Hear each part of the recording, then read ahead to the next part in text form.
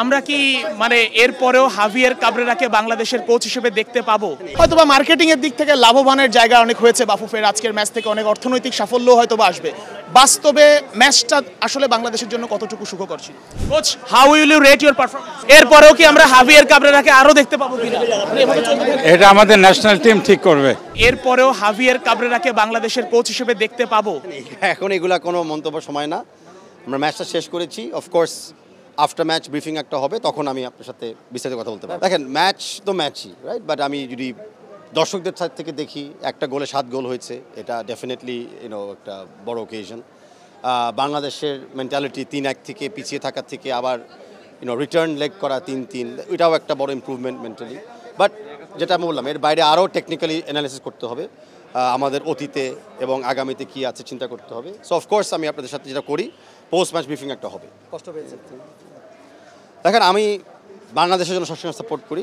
আমি যখন বাংলাদেশ অফকোর্স হারলে আমি তো একটু ব্যথিত হই, কিন্তু আমি বাংলাদেশের উপরে বিশ্বাস করি। এই দল যে পারফরমেন্স দিয়েছে, আমি ডেফিনেটলি প্রাউড ফিল করতে হবে।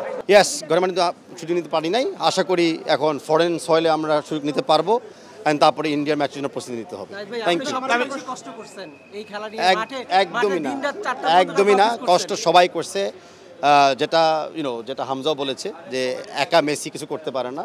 তো এই কম্পিটিশন আয়োজনের সময় একই জিনিস, এখানে মিডিয়া ভাই বোনদেরও যত অবদান আছে, প্লেয়ারদেরও আছে, কোচিং স্টাফ, বিএফএফ এর স্টাফ এবং বিশেষ করে আমাদের দর্শক যারা আছে। খুবই এম্বারাসিং।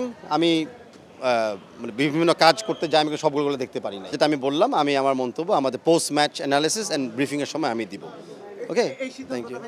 ভাই আমরা দেখি, আমরা মাত্র তো এখনও তো শেষও হয় নাই ম্যাচ। আমি করি, আমরা ফ্যানদেরকে নিরাপদভাবে বার করি, যেটা এইমাত্র বলেছেন, টিমটাকে নিরাপদভাবে একটু বার করি। আমাকে একটু সুযোগ করে দেন। লাস্ট প্রশ্ন ভাই। দেখেন, আমরা যদি কখনো মনে করি যে নিরাপত্তা সবচেয়ে বেস্ট ছিল, তখনই আমাদের ভুলটা করা হবে।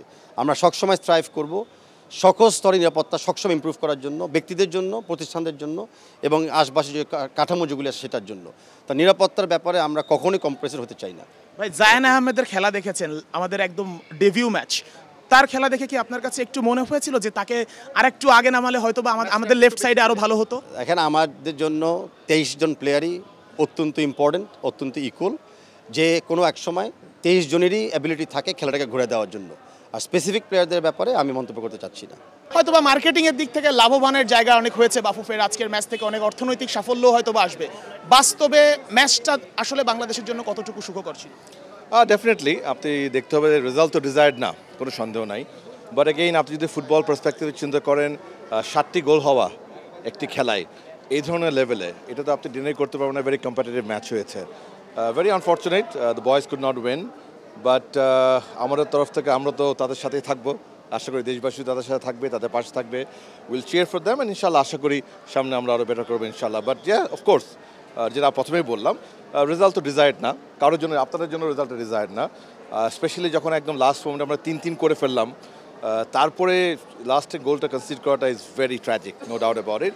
But again it's football, it's a game. আর এটা তো আর এক খেলার কিছু নয়। দেখা যাক, ইনশাল্লাহ আমরা আশা করি, আমরা আপনাদের সকলের সাপোর্ট, ফ্যানদের ভালোবাসা আশা করি আগামীতে আমরা রেজাল্ট পাবো ইনশাল্লাহ।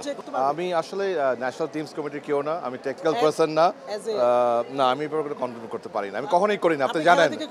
যখন আপনি খেলা দেখছিলেন, নিশ্চয়ই আপনি ভাইস প্রেসিডেন্ট কিংবা কোন ডিপার্টমেন্টের কি, তার আগে আপনি একজন বাংলাদেশের খেলাটা দেখছিলেন, আপনার কাছে কি মানে কাবরেরার পারফরমেন্সে ব্যক্তি ফাহাদ করিম হিসেবে আপনি কি সন্তুষ্ট? আমি ব্যক্তি ফাহাদ করিম হিসাবে কারোর সম্পর্কে কোনো কমেন্ট করবো না, বিকজ সব কিছু আগে আমার দেশ। আমি চাই আমাদের দেশটা ভালো করুক, আমাদের যে প্লেয়াররা আছে তারা সবাই বাংলাদেশকে রিপ্রেজেন্ট করছে। সো আমি হোলিস্টিকভাবে বলতে চাই যে ডেফিনেটলি রেজাল্টটা ডিজায়ার্ড হয়নি আমাদের, বাট আমাদের ছেলেরা একদম লাস্ট পর্যন্ত ভালো খেলেছে, দ্যাট ইজ ইম্পর্টেন্ট। লিড নিয়ে 2-3 পিছিয়ে দে কেম ব্যাক, দে ফট ব্যাক। সো অনেক কিছু পজিটিভ আছে, but again as I told, result is not at all accepted না, এবং খুবই ডিসঅ্যাপয়েন্টিং, কোনো সন্দেহ নাই। বাট এগেইন আমি যেটা আবারও বললাম, ওই বাংলাদেশি হিসেবে দলের পাশে থাকবো, টিমের পাশে থাকবো, এবং চাই আপনারা সবাই থাকবেন। দেখেন, মানে প্রফেশনাল জায়গা থেকে কখনো আমি কষ্ট কথা বলতে পারবো না, বিকজ ইটস ভেরি ডিফিকাল্ট। কারণ আমরা যদি কষ্ট পেয়ে মাঠ ছাড়ি, তাহলে আমাদের দেশের কী হবে, আমাদের দলের কী হবে। সো আমার মনে হয় আমরা পজিটিভ থাকতে চাই।